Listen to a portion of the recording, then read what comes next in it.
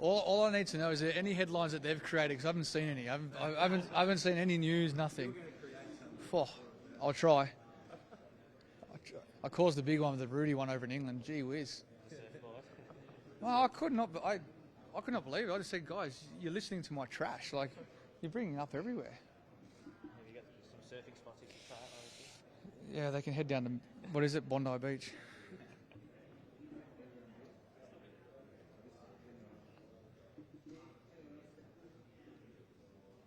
Dave, another summer, it's coming around quick, and is this possibly the biggest summer of cricket we've seen, given it starts on Sunday and the Ashes are still a couple of weeks away? Yeah, I think Brendan McCullum said something about it's the biggest thing in our lives. So, yeah, I'm not too sure about that. There's a lot more that's going on in the world than that. But it's going to be massive. I think it's going to be huge summer of cricket. I think with the doubt of Pat Cummins, the Australian captain, it's going to make it even more, I think, even, I feel. But look, it's an Ashes campaign, first test over in the West. I know I'm pumped, and every single person here from Fox is as well. Obviously, it's a blow if he's not there, and it's looking likely that'll be the case. How much does that tip the scales in?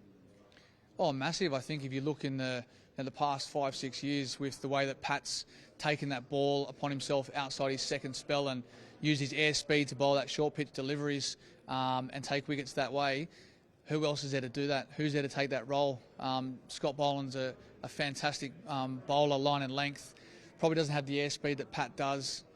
Josh Hazlewood will just do Josh's things. And Starkey, you need him to keep swinging the ball. And, I think that hole, that void that, has to be filled there is going to be a tough one for the Australians. They're going to heavily rely on probably someone like, Greeny if he's up and ready to bowl. I know he probably only averages 10 overs a game, but is he able to do that? We don't know yet. That's obviously in the camp there. They're keeping that quite hush-hush. But if he can do that and play that role, then it'll be great for Australian cricket. But, yeah, it's going to be a big miss to have him come out. Same question as this time last year. They still can't find a permanent replacement for David Warner at the top of the order. Who is it this time around in your view? Well, I'm 100% unavailable. Look, Marnus has obviously come out of the blocks very well. He scored 100 in the Shield and then backed it up in the one-day game. I think when you've got, a lot of Test cricket under your belt, you know what he's capable of and know what he can do. Someone who's averaging 50, I think, in Test cricket, you probably got to go back to that. Does he open? I wouldn't like to see him open. I like to shuffle back down to 3. And then that just opens up who else goes where. And that's the toughest decision that the Australian selector's going to have to do. Young Sammy Constance, he scored that 100 in the Australian A Series. I thought he batted outstanding there.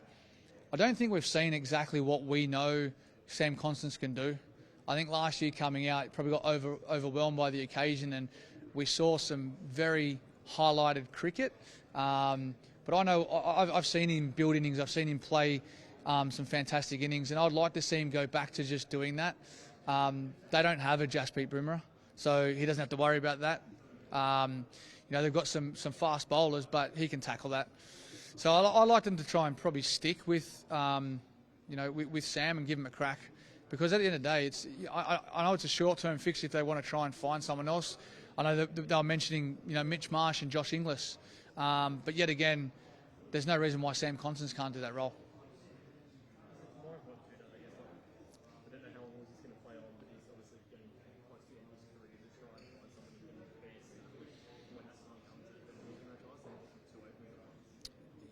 Yeah, potentially. I think it's going to be a challenge for the selectors moving forward. Do they go with two newbies, or do they stick with Sam, give him 5-10 Test matches? And I think it's upon all of us to keep encouraging him. I know it's your job's to write stories and create headlines, but for a young kid, it's very difficult. And I see that bravado with him. I see that confidence. I see him taking it on. And it's hard to come back from that. We've lived that.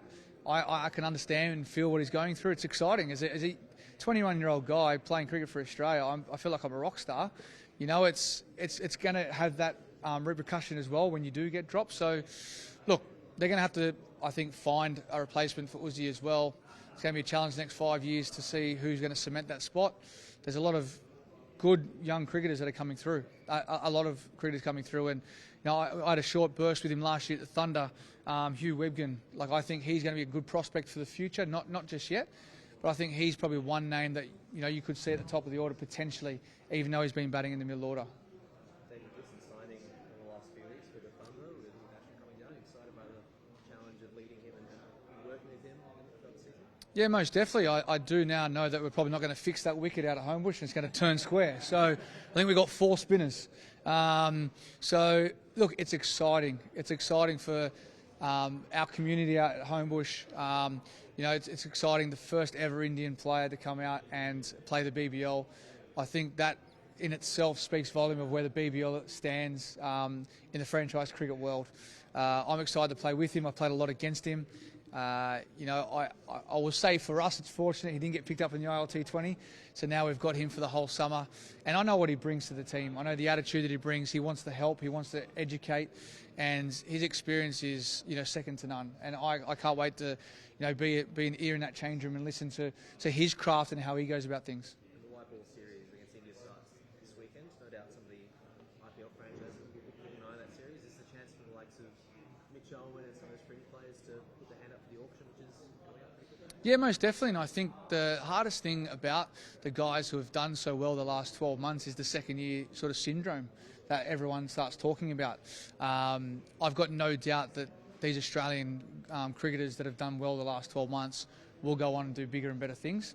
And I hope they keep playing the brand of cricket they do play and don't change that just because there's been big dollars spoken about and there's a lot more pressure. You just got to stick to the basics, keep being you, and don't change your game. So look, I'm excited to see what Australians get picked up and how much money they can make. And I want every single Australian player to be better than all the other countries and more of our guys get picked up because there's too many other guys getting picked up for my liking. Dave, I know there's been a lot of talk about Sam and Marnus, but one guy kind of flying under the radar a bit is Matt Renshaw. In the ODI squad, had a good start. Yep. Is he someone as well with that mature age, having that experience at test level, could come back into consideration for that test level? Yeah, most definitely. I think when you first look at the way that he's changed his setup, he used to step across and probably was off balance quite a bit. Went away for a couple of years and learnt sort of how to get that prelim fixed. I've always had it in my mind that he'll be an opening batsman in one-day cricket. And I think he'll be a very good... He's got that Matthew Hayden presence. He's got the game to take it on. You've seen in the Big Bash what he can do through that middle period. And I think long-term, I think he could be that person who could be in the top order for Australian white ball cricket for sure for a long time. He's got to keep scoring runs in red ball. And that's obviously at the top of the order. So if he can do that, he can squeeze his way in. He's played Test cricket, he's scored hundreds, and he's got that hunger and determination to score big hundreds. The role that you've been on the last 12 months, how easy and how close is it to getting strike that balance as far as the batter goes and between the guy who did what you're name, the guy who scored the runs early last summer or New South Wales?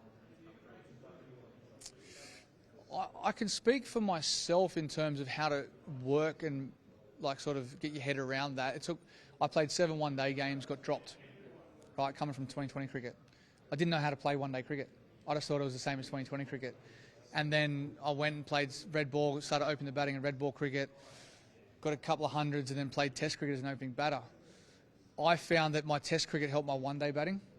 I batted the same way. And I think if he can just stick to finding a balance of tempo. Last year I felt like he just got caught up in the occasions. He got caught up in thinking that it was the only way to play that way against Bumrah and then did it to the other players. I don't think he needed to change his game to the other bowlers. He could have just stayed there and just played the normal way. There was one guy that was getting a lot of people out and one guy that he didn't fear him, but he just didn't want to get out to him because he was bringing the ball back in. He countered that and he could have went back in and just batted normally. So I think if he can work out that and identify those periods, I think he'll go a long way. Is it easy to do? No, it's not, because when you're out there, you get overawed by the occasion. The crowd's pumping you up, you want to entertain. 90,000 people at the MCG, Boxing Day, it doesn't get any bigger than that. And, if he can learn to calm his nerves a bit, and look, he's got Uzi up the other end. Uzi used to do that to me all the time, and I know Uzi would have been doing that to him. But I think with a new guy coming in, you're probably at the other end going, you know what, just let him go, say nothing.